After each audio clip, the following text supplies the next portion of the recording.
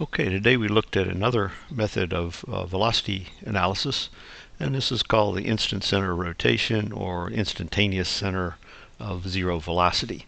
So the theory is this, that any body that's undergoing general plane motion, that is translation plus rotation, that there is a point about which you can consider it to be rotating only, and that point's called the center of rotation. The center of rotation is called the instant center. Again, the book calls it the instantaneous center of zero velocity. I just like instant center for short and abbreviate it with the IC on a drawing. So here's a problem we've looked at before, a 4-bar linkage, and we want to find the angular velocities of the links BC and CD, knowing omega AB as well as what the angle theta A is in this case. So to start out with, we know that BC is undergoing general plane motion, whereas AB and CD are both rotating about a fixed axis. So it's BC that we're interested in here. Now to start with, we know because again AB and CD are rotating about fixed axes, we know the directions of the velocity B and velocity of point C. We also know the magnitude of the velocity of B, since omega and the distance from A to B are given. Okay, now how we find the instant center is this. We know that the instant center is going to lie along a line that's perpendicular to the velocity.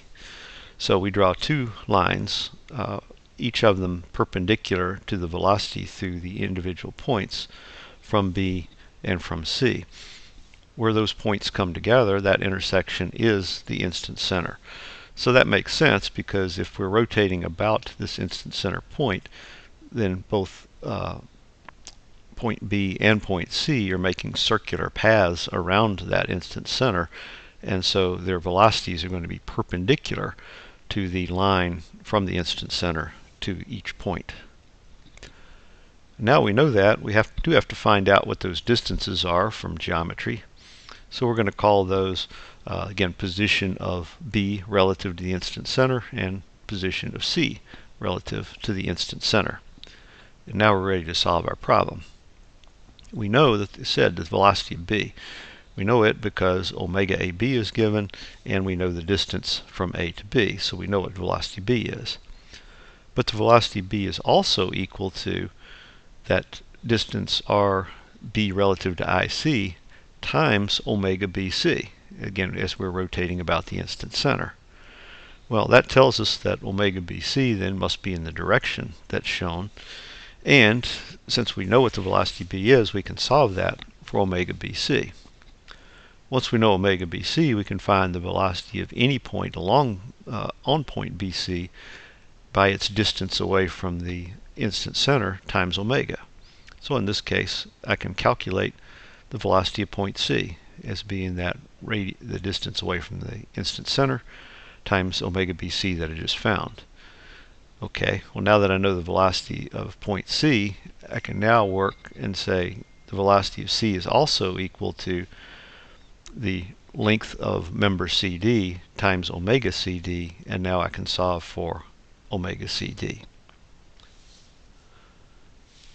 Another application is when we look at the instant center of a wheel. We saw earlier that if the wheel rolls without slipping, then that velocity of point A is 0. Therefore, by definition, it is the instant center of the wheel. And so if I look at any point on the wheel, then the velocity is going to be proportional to that distance away from point A. It's going to be that distance times omega. So if I look at that point, kind of up on the upper left, just draw a straight line from A to the point, and the velocity is going to be perpendicular to that. And again, its magnitude of that velocity is going to be that distance times omega. We can confirm that we know what the velocity of the center point is r times omega. And again, we see that, well, it's the distance away from the instant center is r, so r times omega is the velocity of that center point. Now, which one should you use?